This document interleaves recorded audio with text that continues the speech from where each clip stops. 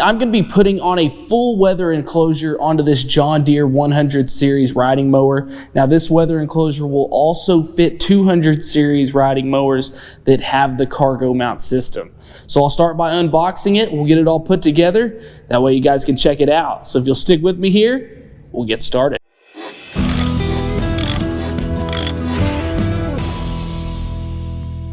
All right, so we'll go ahead and open it up, see what all parts are gonna come inside here, and then also see what tools we're gonna need to put this together. Looks like we've got a box of hardware here. All right, so next is gonna be, looks like all of the vinyl pieces for the enclosure. Next here, we've got our installation instructions. And then lastly here, we've got our panel of frame pieces. Now, nice thing about this is the way this is packaged is most of these are zip tied to a piece of cardboard. That's going to be great whenever you get this kit. You know, everything is held into place nice and solid. So here's all our frame pieces. Really nice thing about this, guys, is that every one of these frame pieces is labeled. From here, guys, we'll go ahead and break into this hardware package, see exactly what tools we need, and then we'll start putting this thing together. Pretty simple kit.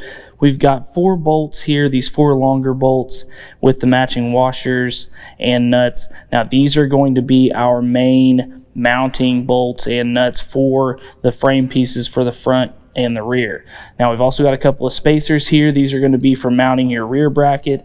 And then we also have these 2 brackets here. Now these are only going to be used if we're using such things as maybe that front blade or a snow attachment, something that's going to have a control lever. Then you'll need to install these. So today we won't be putting those on, as we're going to be putting this on as if we weren't having that front attachment, but just know that that is an option. I've also got a couple of zip ties here. We also have some Velcro tape. Now this is going to go around our fuel opening there at the back. That way we can mount the vapor shield that comes with the enclosure. That way we're keeping the vapor, out of the cab there or out of the enclosure and keeping you safe from that. And then now, as far as tools goes, what we're going to need is a ratchet with 13mm socket and a 13mm wrench. Then we're also going to need that 10mm socket. And if we were installing these brackets here, we would also need an 8mm socket. And then it comes with the Allen wrench for those small bolts and then the 2 nuts there. So now, guys, we'll go ahead and start by putting on that front and rear bracket. So let's get started. First step, putting on our front bracket here. First thing we're going to want to do is raise the hood up, as we're going to need to be able to get underneath right here to these 2 holes. Now these are a part of our cargo mount system that we talk about on these 100 series, and this will be where we're going to mount, like I said, our front bracket here. Now when we put this on, we need to make sure that our frame tubes are facing the front of the mower. And then we're going to take those longer bolts, or the middle-sized bolts rather, that have that flat head on top. We're going to run those down and through on both sides here. And then next we'll take one of our washers and nuts.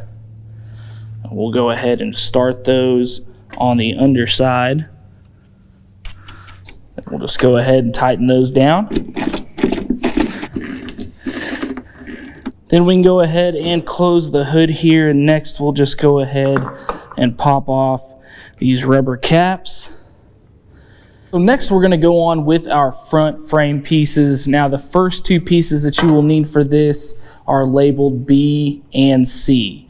So what we're going to want is we're going to want these pegs here at the top and bottom. You're wanting those to face the middle of the tractor. So we're going to take B here and go over on our driver's side and go ahead and go on with that.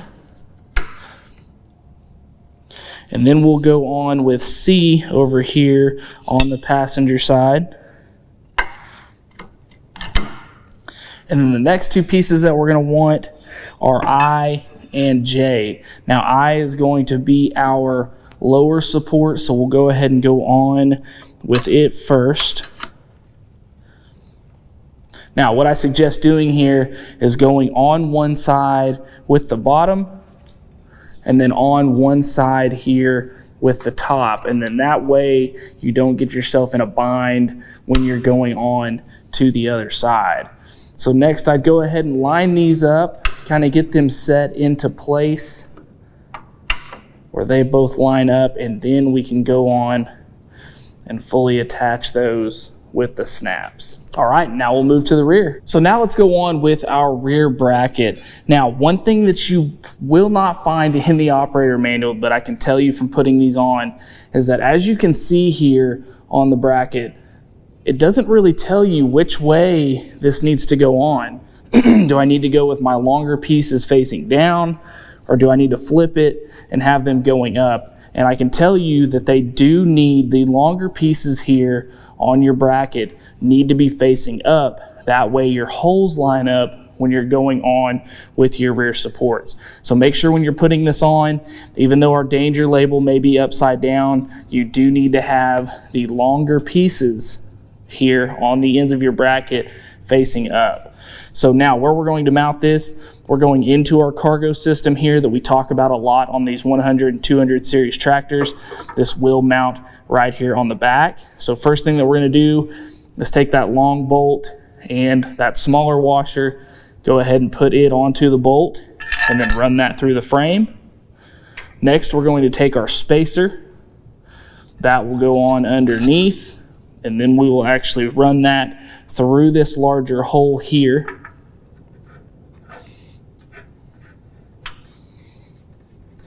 So we'll go ahead and run that down and through, and then next we're going to take one of our larger washers here, as that's going to aid in keeping that spacer up there where it needs to be. And once we have that on, we'll start one of our nuts here. Once we get that started, we'll go ahead and do the same process over here on the other side. And once we have those started, we'll just go ahead and tighten everything up. This is where our 13mm wrench and socket and ratchet is going to come in handy. Okay, so at the rear here, the next two pieces we're going to need are G and F. Now, once again, whenever we're going on with these, we are going to want these middle tabs here to be facing the middle of the machine. So when we're going on here, we're going to take G and go over here on the right hand side, go ahead and start that down in, and we'll go on with F. Now, you'll notice here too, guys, that whenever you're putting this on, you will need these curved pieces here at the bottom to make sure that everything lines up. Now, once you're on with G and F, the next one you're going to need is N. And we're just going to go on one side here. And then go on with our other side, just like that. And now from here, guys, we'll work on the top. Now we should only have these 5 frame pieces left. These are going to be our 2 top supports and their middle pieces as well. So before we go on, we'll just go ahead and assemble this.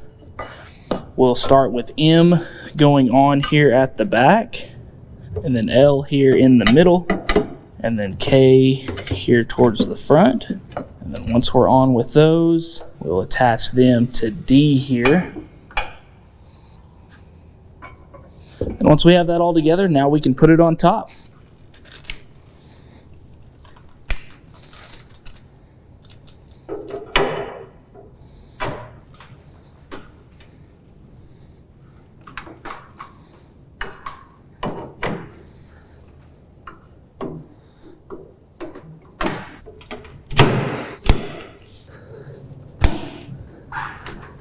Now that we have the frame all attached here, next thing will be actually going on with our covering. So when you get this unfolded, you'll notice here that you will be able to tell that you have a rear, which one is the rear, because of the reflectors on the back.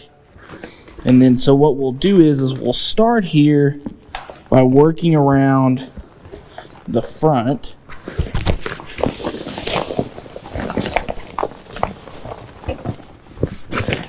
Getting our rear part somewhat laid up and over, just like so.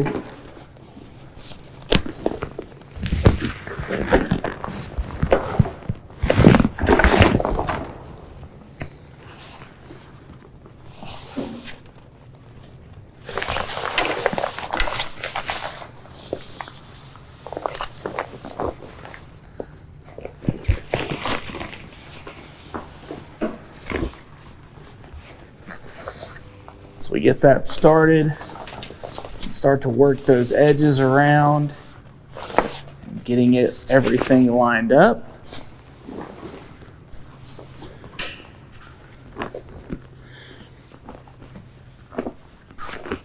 All right, and then from here we can go ahead and zip up these doors, and then we will have our clamps that attach.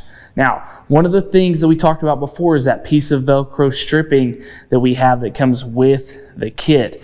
Now, that is going to mount right here around our fuel tank opening. That way this vapor shield here will mount to the Velcro there to keep those fumes from building up in this cab. But you want to go ahead and get this cover put on first. That way you can measure exactly where that Velcro needs to go. So from here, we'll go ahead and zip up these doors, show you where those clamps are and how to get those put on and tightened down.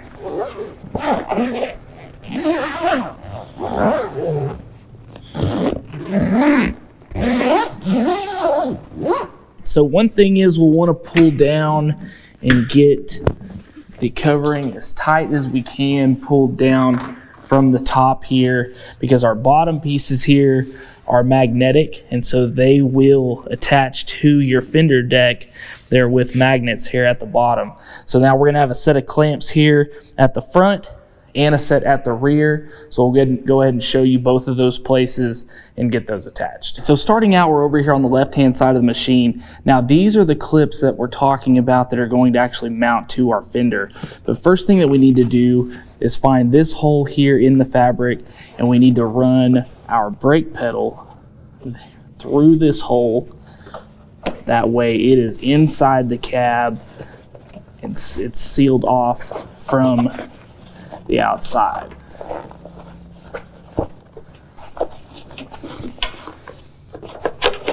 So once we get that ran through just like that, we're going to pull on the outside here of our enclosure, make sure that those are lining up, and then we'll take our first clamp here and we'll run that underneath the deck.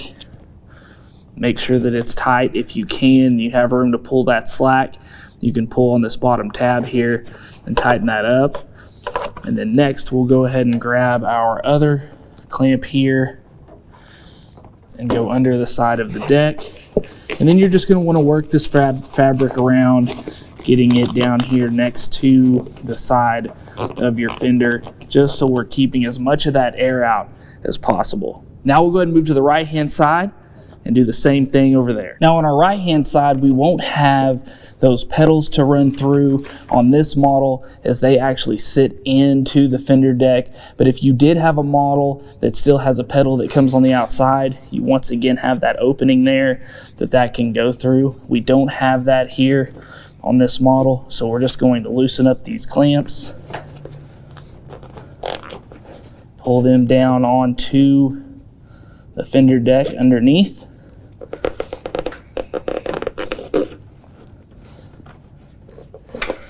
Just like so. Now our last set of clips here is going to be at the rear, and also remember we do have this vapor shield, so we want to make sure and raise up and get that put underneath into the cab there. That way we can make sure and get that Velcro down, and then we'll just simply loosen up these clamps.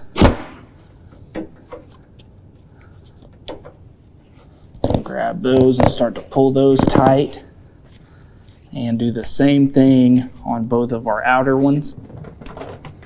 And then once you have everything secured there, guys, remember, like I said, just tighten these up as the best you can. The more that we have this tight, the more sealing we're going to get on the inside of that enclosure. Now, just a few things to go over before we wrap this up, guys.